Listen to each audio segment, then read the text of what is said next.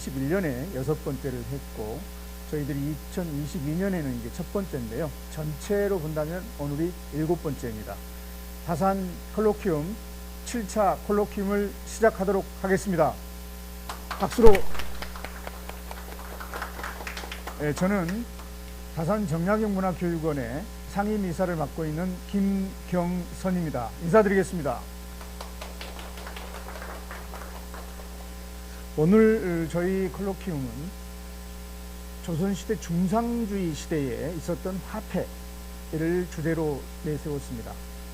화폐는 사용한 지가 오랜 세월이 있었지만 또다시 새로운 변화를 눈앞에 앞두고 있습니다. 특히 4차 혁명 시대가 도래하면서 우리가 사용하고 있는 기존의 화폐들이 아주 다른 모습으로 변화되고 있습니다.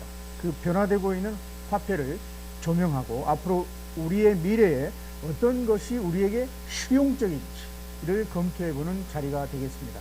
그러면 먼저 오늘 이 자리를 준비하신 다산 정약용문화교육원의 이사장님의 기조사를 듣도록 하겠습니다. 여러분 힘찬 박수로 맞이해 주십시오. 다산문화교육원 이사장 정기환입니다. 인사드리겠습니다. 감사합니다. 오늘 그 장마 속에서 아주 날씨도 무덥고 그리고 또 이렇게 굴린 비가 오는 이런 날씨에 함께해 주신 그 한 분 한 분께 진심으로 감사의 말씀을 올립니다. 또한 오늘 행사를 준비하는데 많은 도움을 주신 한국은행 관계자들께도 깊은 감사의 마음을 전합니다. 그리고 무엇보다도 오늘 바쁘신 중에도 발제를 맡아주신 뷰카마인드의 박영신 대표님, 그리고 비즈니스룸의 안중민 이사님, 한국은행 경제연구원의 박양수 원장님께 깊은 감사의 말씀을 드립니다. 여러분, 역사상 최고의 천재로 평가받는 사람이 누구일까요? 영국의 심리학자 토니 부자는 그에 져서 천재에 대한 책에서 역사상 천재의 객관적 순위를 매기는 시도를 했는데요. 그 10등이 일반 상대성 이론을 발표한 알베르토 아인슈타인을 선정했습니다. 그리고 5위는 바티칸 성당에 걸려있는 천지창조와 최후의 심판의 그림의 주인공인 미켈란젤로였습니다. 2위는 영국의 윌리엄 셰익스피어를 뽑았습니다. 그럼 1위는 누구였을까요? 제가 이렇게 질문을 드리면 아마 정약용 선생인가 보다라고 생각을 하시겠죠? 네, 그러나 영국의 심리학자 토니 부자는 동양의 역사나 인물에 대해서는 연구하지 않았던 것 같습니다. 그는 동양에, 한국에 정약용 선생이 있다는 것을 전혀 몰랐던 것 같습니다. 네, 그는 1위로 레오나르도 다빈치를 선정했습니다. 잘 아시다시피 레오나르도 다빈치는 모나리자, 그리고 예수님과 함께한 최후의 만찬, 그 그림을 그렸던 유명한 화가이고 또 조각가이고 그리고 그는 사상가이고 철학가이고 또 과학자이고 공학자였습니다.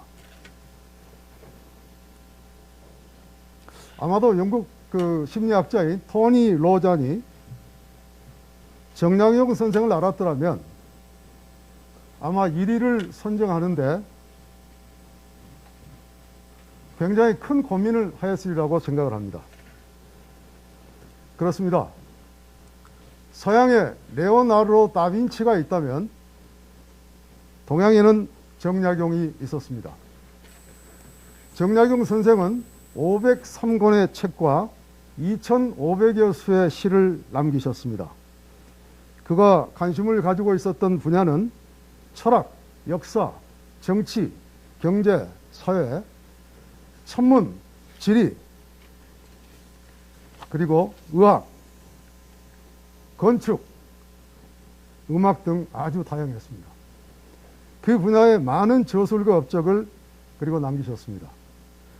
그래서 정약용은 조선의 레오나르도 다빈치라고 불리고 있습니다. 만약 지금 조선의 천재 정약용 선생이 살아계신다면 AI, 인공지능이죠.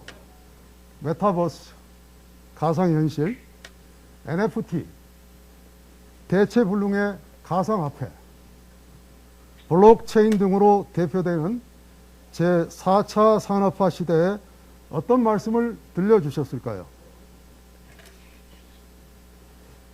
바로 이 점이 오늘 이 자리를 마련하게 된 동기이고 목적이기도 합니다. 저희는 오늘부터 연말까지 펼쳐질 2022 다산 콜로퀴움의 연속 주제는 실용입니다. 그리고 오늘의 주제는 조선시대 중상주의 실학자들의 화폐론으로 보는 21세기 디지털 화폐입니다. 우리 오는 지난해 제4차 산업혁명 시대 실학에서 인공지능까지 이를 진단하는 데 이어 금년에는 실용을 대주제로 삼는 데는 우리 사회가 각자 도생을 말하는 절박함이 있기 때문입니다. 우리 오는 공허한 이념이나 학문적인 논쟁보다는 국민들의 삶에 실질적인 도움이 될 만한 준거를 제시하고자 합니다. 그 첫 번째 바로미터가 오늘 다루게 될 화폐론이고, 연속하여 역병대책, 그리고 토지 문제, 직업과 일자리 문제가 준비되어 있습니다.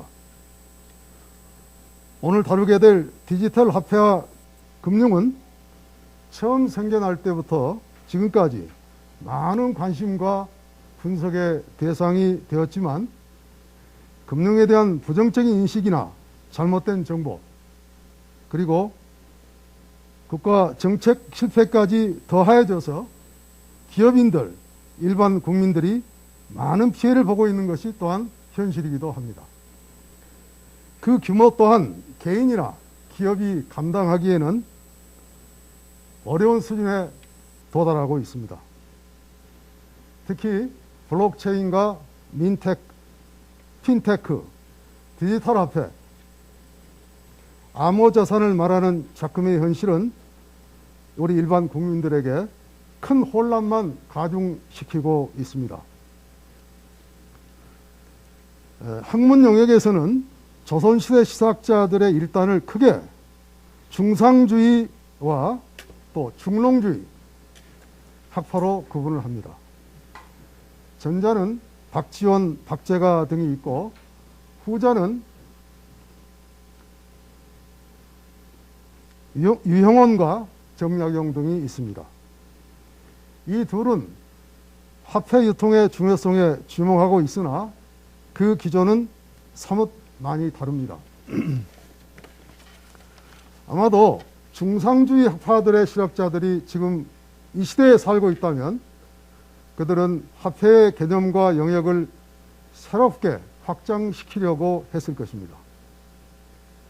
그리고 유형원, 정약용 등과 같은 중농주의 학자들이 지금 이 시대에 살아계신다면 다분히 강력한 국가 개입을 통한 화폐 금융론을 주창했을 것으로 생각됩니다. 오늘의 주제, 조선시대 중상주의 실학자들의 화폐론으로 본 21세기 디지털 화폐와 암호자산은 이러한 기조에서 기획되었습니다. 특히 오늘 이 시간은 네트워크 사회에서 화폐의 권력 구조에 대한 보이지 않는 가상화폐의 영향력이 평가될 것입니다. 오늘 이 자리에는 이 시대 4차 산업을 선도하는 내노라는 최고의 지성과 전문가들을 모셨습니다.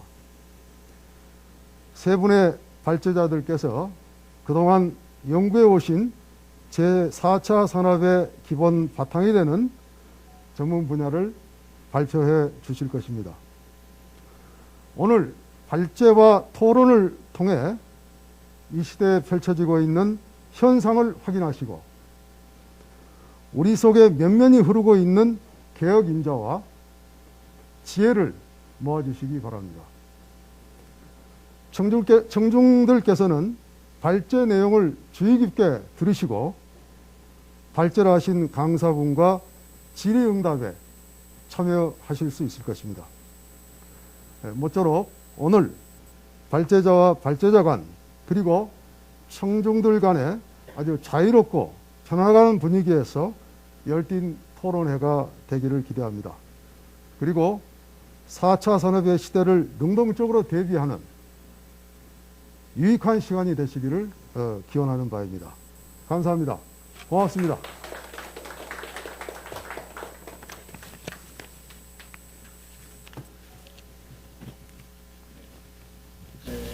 저희 문화교육원 이사장님께서 군대 행사에 대한 선생 대사를 해주셨죠. 제가 이제 본격적으로 수업 교육 시작하기 전에 오늘 세 분의 해드리겠습니다. 먼저 박영신 대표님입니다. 부탁드립니다. 예, 두 번째로 발제를 하시게 되시는 대표님은 안중민 이사님이십니다. 예. 세 번째로 발제를 해주시게 될 분은 한국은행 경제연구원 원장님이신 박양수 원장님이십니다. 예. 그러면 이제 본격적으로 콜로퀴움을 시작하도록 하겠습니다. 순서대로 발표를 해주시고 그리고 진행하는 과정에 콜로퀴움 진행 사회는 이 콜로퀴움을 기획하신 다산문화교육원의 이화선 실장님께서 진행해 주시도록 하겠습니다. 우리 이화선 실장님 간단히 인사해 주시죠. 인사하시고 진행하시죠.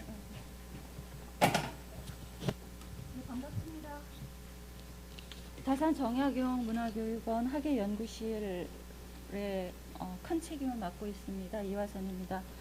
저 지금 오늘 첫 번째 연사로 박영신 뷰카마인드 대표 모셨습니다. 여기 자리 잠깐 해주시기 바랍니다. 준비하신 화면 공유해 주시고요. 저희는 음소거를 모두 하겠습니다. 네, 오늘 2022년 콜로퀴움의 대주제는 올해 대주제는 실용입니다. 실용이고 지난해 대주제가 제4차 산업혁명시대 실학에서 인공지능까지에 이어지는 연속되는 주제입니다. 오늘 첫 번째 주제는 중장기들이 화폐론으로 본 21세기 디지털 화폐와 암호화폐입니다. 한국은행 경제연구원장에 앞서서 박영신 뷰카마인드 대표께서 나오셨는데 간단하게 박 대표님의 양력 소개를 먼저 하고 진행하겠습니다. 박영신 뷰카마인드 대표께서는 대학에서 산업공학을 전공하셨습니다. 그리고 산업계에서 현재 LG 유플러스이지만 LG 데이컴 상무를 역임하셨고 디지털 아이디어 대표이사 현재 뷰카마인드 대표이사를 맡고 계십니다. 박영신 대표께서는 LG 유플러스의 전신인 LG 데이컴의 인터넷 사업부장으로서 국내 인터넷 서비스 개척, 국내 최대의 데이터 센터인 KIDC, Korea Internet Data Center를 설립하셨고, 다음 커뮤니케이션 사회이사 등으로 활동하시면서 ISP, 포털, e비즈 등 컨텐츠 분야 전반에 걸쳐 국내 인터넷 발전의 토대를 구축한 국내 인터넷 사업의 1세대 기업이십니다. 영화와 드라마, VFX, CG, 디지털 휴면 등 분야에서 국내 최대 스튜디오인 디지털 아이디어 대표이사를 역임하셨고, 현재는 VR, AR 등 콘텐츠 개발과 메타버스 플랫폼 관련 사업을 하는 뷰카마인드의 설립자이며 대표이사로서 메타버스 산업 발전의 핵심으로 활동하고 있습니다. 그러면 박영신 뷰카마인드 대표를 모시겠습니다. 네, 안녕하십니까. 방금 소개받은 뷰카마인드의 박영진 대표입니다.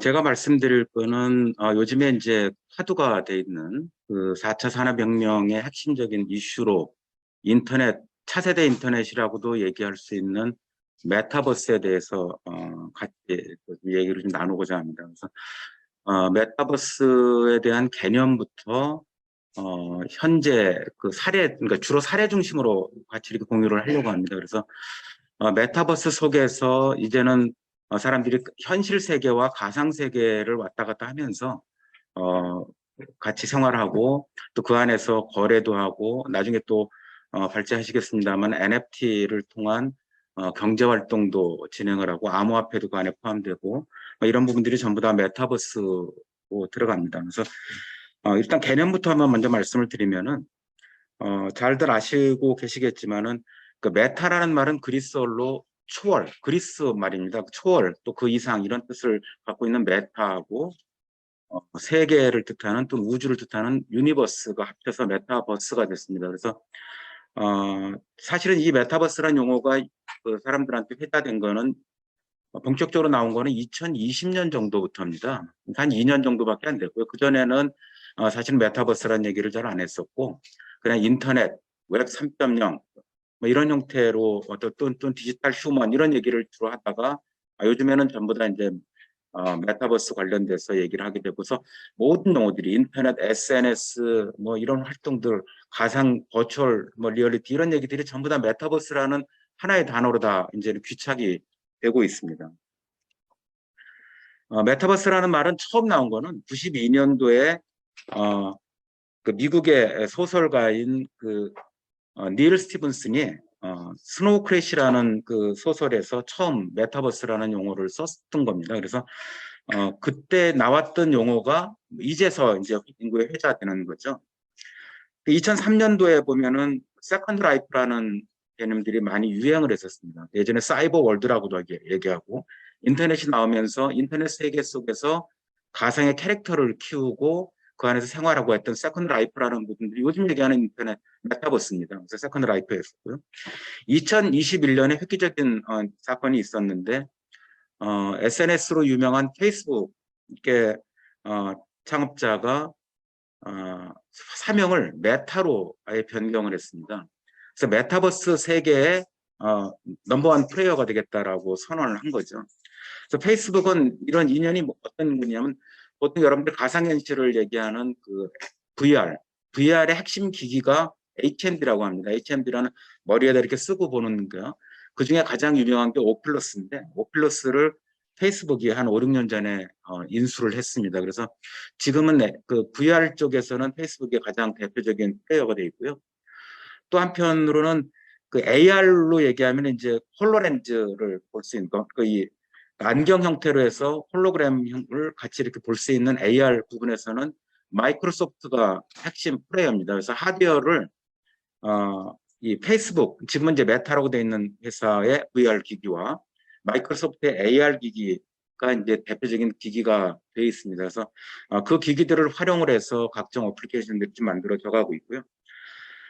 이제 작년부터 이제 그런 게 메타버스가 이제 더 본격적으로 되고 올해에는 이제 메타버스 관련돼서 오피스들이 만들어져 가고 있습니다. 그래서 코비드 이후에 코로나 이후에 출근 안 하고 재택근무를 많이들 하잖아요. 그래서 집에 있으면서 메타버스 상의 오피스에 출근하는 겁니다. 여기 지금 한국은행 소공별관인데 여기를 출근하지 않고 메타버스 상에 들어와서 여기 식단 투어로 바로 올 수 있는 거죠. 이제 그런 얘기를 뒤에 또 말씀을 드릴 건데 그런 형태의 서비스들이 많이 확산되고 있습니다. 메타버스 관련돼서 그 주요한 전망입니다. 그러니까 뭐 언론이라든지 연구기관, 그다음에 핵심 산업체에서 얘기했던 부분들인데, 이코노미스트에서는 메타버스 시대가 오고 있다. 메타버스 is coming이라는 얘기를 했었고요. 엔비디아는 잘 아시다시피 게임에 많이 사용되는 그래픽 카드를 하는 회사입니다. 그래서 엔비디아가 지금은 어마어마하게 큰 회사가 되어 있죠. 그래서 엔비디아는 메타버스가 인터넷 뒤를 잇는 가상현실 공간이 될 것이다.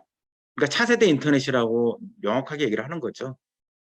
그다음에 에픽 게임스는 이 게임에서 많이 사용되는 엔진이 있습니다. 그 영상을 만들어가는 게임 엔진이 대표적인 게 언리얼 엔진과 유니티라고 있는데, 언리얼 엔진을 개발하고 하는 회사입니다. 개발해서 보급하는 회사입니다. 그래서 언리얼 엔진은 무료 보급을 하는데, 일정 매출이라든지 일정 이용자가 넘어가면은 이제 그 유료화 됩니다. 그래서 사실 국내 대부분의 게임 회사들은 전 세계 마찬가지고 에픽 게임즈에 상당한 로열티를 주고 있죠. 그래서 좀 더 규모 있는 데서는 자체 게임 엔진을 개발하기도 합니다. 네, 메타버스는 인터넷의 다음 버전이다라고 에픽도 얘기를 하고 있고요. 와이어드 이건 이제 입니다. 그래서 인터넷 전문 기술 잡지고요. 그래서 우리 핵심 소셜 허브가 메타버스가 될 거다라고 얘기를 한 거고요. 페이스북이 변한 이제 이름 바꾼 메타에서는 가상현실 호라이즌은 페이스북이 하고 있는, 그러니까 메타가 하고 있는 메타버스 플랫폼입니다. 이 안에서 게임을 제작하고 할 수 있는 플랫폼입니다.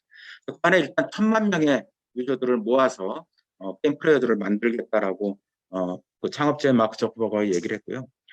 사실 페이스북이 메타로 변경한 거는 메타버스 시대를 대비하겠다는 것도 있지만, 사실상 또 한 측면에서는 페이스북이 그 개인정보 유출 사건 이후로 약간 그 이미지 변화하는 것도 또 있었다고 합니다. 사실은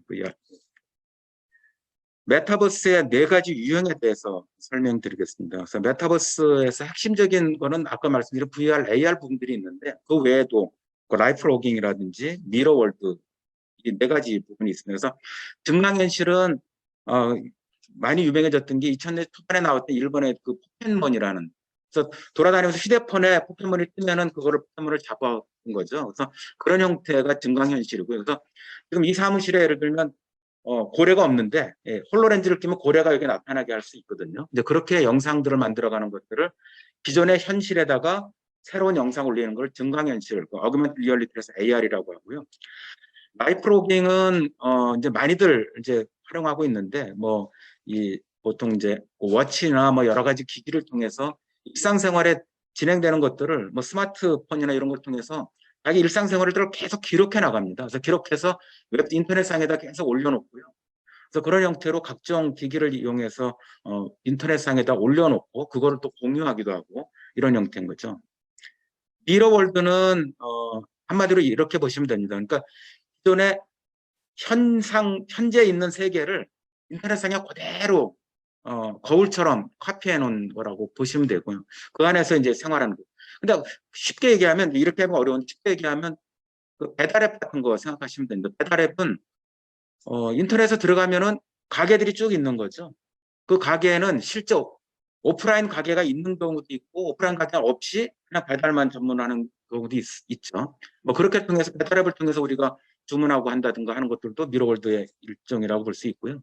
또는 구글어스라고 구글에서 제공하는 그 지도 있지 않습니까? 그런 부분들도 미러월드의 한 거고요. 그래서 이 미러월드는 예를 들면 지금 여기 서울에 도시 설계를 하는데 도시 전체를 인터넷상의 디지털 트윈 형태로, 예전에 디지털 트윈이란 말을 썼고 요즘은 미러월드라고 인터넷상에 그대로 만들어 놓고요. 그 안에서 건물도 짓고 도로 자동차 지나가는 것들을 갖다가 뭐 시뮬레이션 해볼 수도 있고, 이런 그 건축 설계, 도시 설계를 인터넷상에 진행을 할 수 있죠. 저희 회사에서도 한 프로젝트를 진행한 적이 있는데 그런 부분들이 미러월드였고요.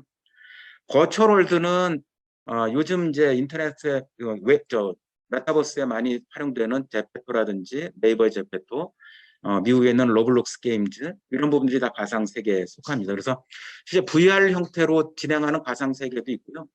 또는 아예 그냥 기존 세계와 무관하게 가상 세계를 만들어 놓고 그 안에서 생활하는 겁니다.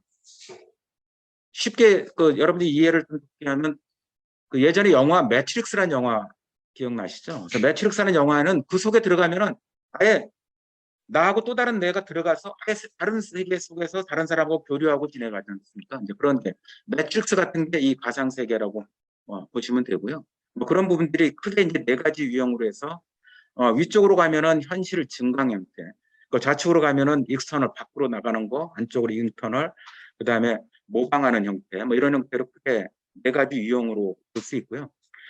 메타버스는 워낙 이렇게 다양하고 그래서 메타버스를 얘기하는 분들이 서로 다 한쪽만 얘기하는 경우가 되게 많습니다. 그래서 메타버스는 굉장히 복합적인 개념이고요.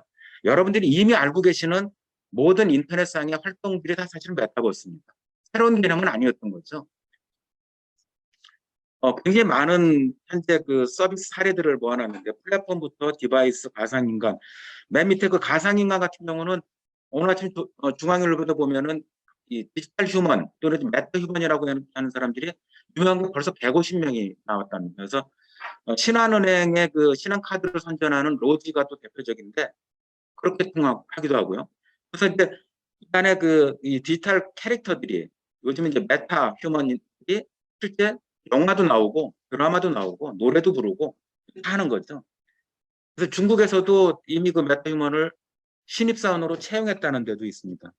그래서 이제는 AI 캐릭터가 실제 인터넷상에서 움직이면서 실제 거기에 팔로워들도 생기고요. 팬들도 생기고 뭐 그런 형태로 움직여 나가고 있습니다. 그런 부분들이 전부 다 이 메타버스 안에 핵심 기술과 어플리케이션입니다.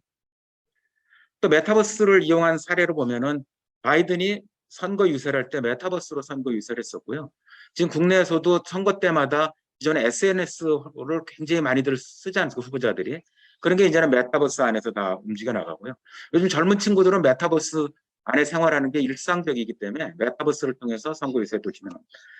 한국 남동발전에서는 ESG 국민 포럼을 메타버스로 했고요. 오늘 같은 이 세미나가 유튜브 상에 중계되고 하는 것도 사실 메타버스의 일종이고 메타버스 안에서 같이 우리가 있다라고 볼 수 있는 거고요. 근데 참여자들이 메타버스 안에 들어가면 자기의 아바타라든지 캐릭터가 그 안에서 움직이게 할 수 있는 거고 뭐 그런 형태로 가면 메타버스입니다. 순천향대학교에서 메타버스로 이 비대면 입학식을 진행한 바 있고요. 하나은행에서 연수원에서 하나 글로벌 캠퍼스라는 걸 만든 적도 있었고 BTS의 신곡 다이너마이트는 메타버스상에서 아예 그냥 출시를 했죠.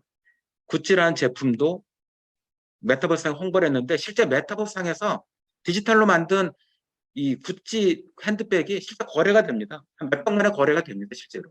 뭐 그런 형태도 있고요. 또 직방, 그 부동산 어플리케이션에서 유명한 직방이라는 데는 아예 사무실을 없애고요. 메타버스 오피스를 오픈했어요. 그래서 집에서 다 메타버스로 출근해가지고요. 30층 건물을 메타버스상에 져놓고 직방이 4개층을 쓰고 나머지는 또 개별 분양을 했어요. 또 그 개별 분양해서 거기에 롯데건설하고 민주당이 입주를 했어요. 그 메타버스상에 아예 건물들을 분양을 하는 거죠.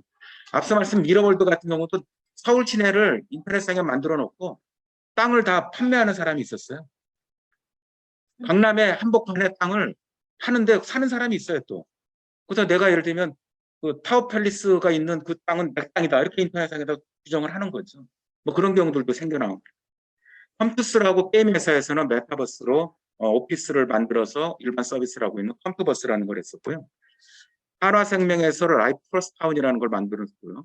쓱닷컴에서도 또 메타버스상에 움직여놨고 T1에서도 지금 진행을 하고 있는 게 있고요. 예, 그런 형태로 지금 메타버스 오피스를 하는 건 굉장히 많습니다. 저희가 지금 만들어가는 메타버스 오피스 하나 있습니다. 그래서 이런 게 굉장히 다양하게 지금 활용이 되고 있습니다. 메타버스의 핵심적인 이슈 5가지가 있습니다. 지금 이제 이 5가지는 메타버스를 산업으로 하고 있거나 프레이어를 하고 있거나 연구하는 분들이 이 분야들을 다 보고 있는 거죠. 첫 번째가 게임에서 경제를 요즘에 예전에는 게임 안에서 게임머니는 거래가 안 됐어요. 요즘은 게임머니들이 거래가 실제 됩니다. 위메이드라는 게임 회사가 위믹스라는 암호화폐를 내놓고 위믹스가 실제 거래가 돼요. 그래서 위메이드의 그 경영자들은 자체적으로 그 위믹스 요즘 코인이 떨어지니까 위믹스를 자기가 사기도 하고 위메이드가 고려대학교에 100억을 기부했다 그랬는데 100억 기부가 위믹스를 준 겁니다. 자기네가 만들어 놓은 코인을. 실제 이거 돈으로 바꿀 수 있기 때문에 가치가 있는 거죠. 그다음에 두 번째가 메타버스의 기기가 아까 말씀드린 HMD 기기, 그다음에 홀로렌즈 이런 거 이후에 이제 여러 가지 뭐 손목 밴드라든지 반지라든지 장갑이라든지 이런 것들이 메타버스를 체험할 수 있는 각종 기기들이 굉장히 많이 이제 발전하고 있습니다. 세 번째가 아까 말씀드린 디지털 휴먼, 이제는 메타 휴먼이라고 합니다. 메타 휴먼이 늘어나서 이건 사실은 100% CG 기술입니다. CG로 그림을 그려나가는 거예요. 그래서 예를 들면 그 드라마에 그 메타 휴먼을 출연시킨다. 사실은 촬영을 할 때 배우가 출연하면 촬영 한 번 하면 끝나는 거지만 실제로 이거는 다 그려놓는 겁니다. 그래서 사실은 돈이 훨씬 더 많이 들죠. 최근에 그 개봉한 그 주라기 월드, 주라기 공원 보면 그 안에 공룡들이 나오잖아요. 그 공룡들은 다 CG거든요. 배우는 공룡 없이 연기를 하고 나중에 CG를 그려놓은 거죠. 그래서 그거는 일일이 그려놓으려고 그러면 얼마나 돈이 많이 들겠습니까? 그래서 사실은 CG가 돈이 많이 들어요. 제가 이제 CG 회사 대표도 했었지만 사실 굉장히 원가가 많이 들어가는 거죠. 그러니까 디지털 휴먼들이 노래를 부르거나 광고를 나오거나 이렇게 그 연기를 한다는 거는 전부 다 일일이 옆에서 사람들이 그려서 화면에 넣고 합성을 하는 기술이죠. 어쨌든 그런 디지털 휴먼들이 성장을 하고 또 기존의 다양한 콘텐츠들이 메타버스와 만나서 새롭게 가치 창출을 해나가고 있습니다. 메타버스 플랫폼 사업자하고 가치 창출을 같이 하는 거죠. 그다음에 뭐 뒤에 이제 그 NFT를 말씀을 하실 텐데 그 NFT는 사실은 그 디지털 에셋의 가치 부여라는 거, 유일성과 가치 부여를 해서 거래를 하게 하는 거거든요. 이 NFT가 활발해지면서 예를 들면 그림을 모나리자라는 그림을 소유를 한다. 어렵잖아요. 그 가격도 그렇지만. 모나리자를 10,000개를 쪼개가지고 각각의 10,000분의 1씩 누군가 소유를 한다. 가능한 얘기죠.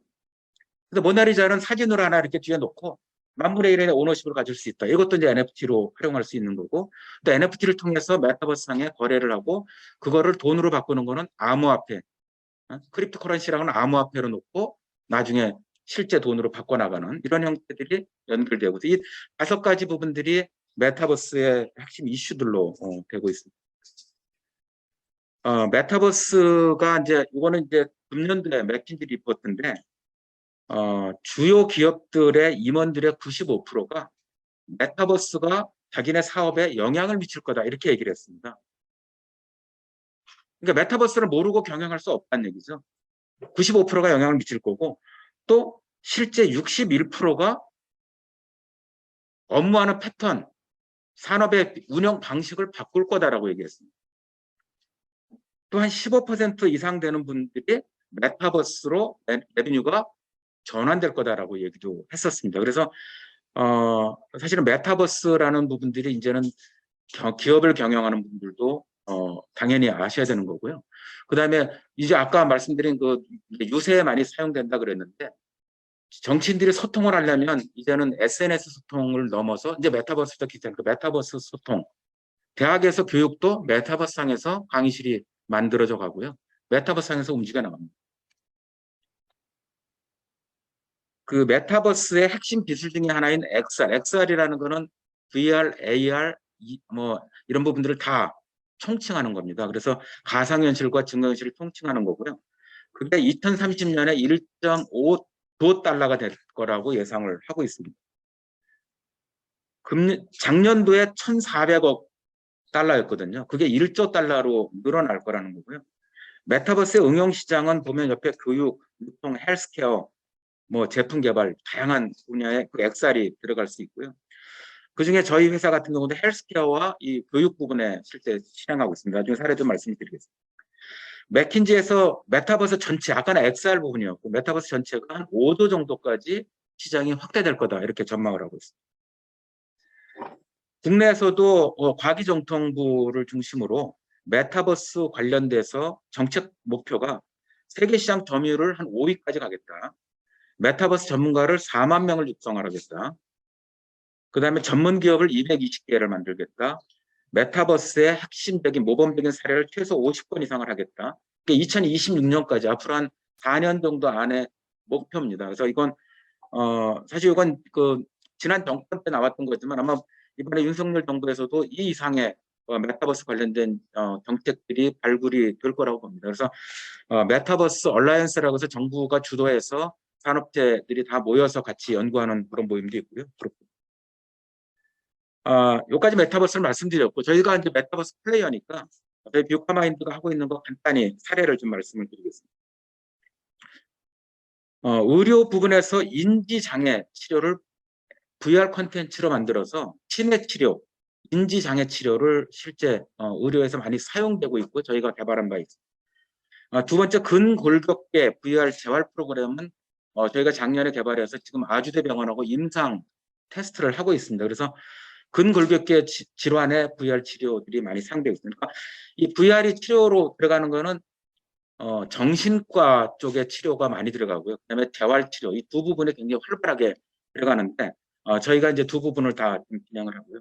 그다음에 응급 대처의 AR 콘텐츠도 저희가 연세대학교하고 만든 바가 있습니다. 그다음에 산업 교육에 굉장히 많이 사용되는, 요즘 이제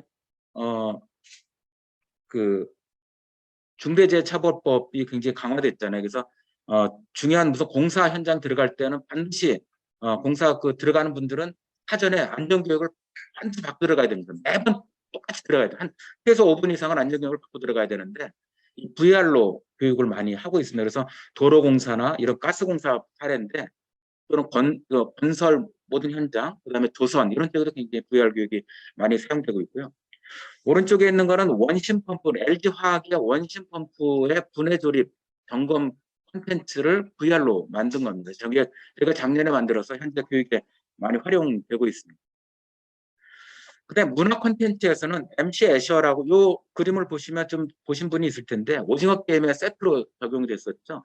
MC 애셔라고 네덜란드 동판화 작가의 작품을 저희가 VR로 재해석해서 만든 형태입니다. 거기에 디아더 월드, 메타포, 그다음에 프린트 갤러리라는 세 가지 작품을 저희가 VR 콘텐츠로 만들어서 전시를 했었고요. 그다음에 FPS 게이밍, 그러니까 보통 게임에서 이 애들이 이제 총 쏘고 하는 것들이 있습니다. 근데 그런 것들을 VR 게임을 저희가 지구를 지켜라는 게임을 만들었고요. 그다음에 이 낚시 버추얼 게임으로 그러니까 VR로 낚시를 하는 거죠. 그러니까 낚시 안 가고 스크린 무슨 뭐 골프나 뭐 스크린 야구 같은 거 생각하시면 되고요. 이렇게 VR 기기를 쓰면 내가 낚시터에 있는 것처럼 해가지고 제가 릴 낚시를 구현했던 사례입니다. 그래서 저희가 했던 사례를 말씀드리고 지금 메타버스 오피스를 만들고 있는데 그거는 현재 개발 중에 있고 NDA라서 제가 말씀을 못 드리는데 메타버스 오피스 관련된 부분들을 하고서 저희가 그런 쪽에 계속 진행을 하고 있습니다. 이 정도 말씀드리고요. 나중에 토론 때 다시 한번 좀 인사드리도록 하겠습니다. 자, 마치겠습니다.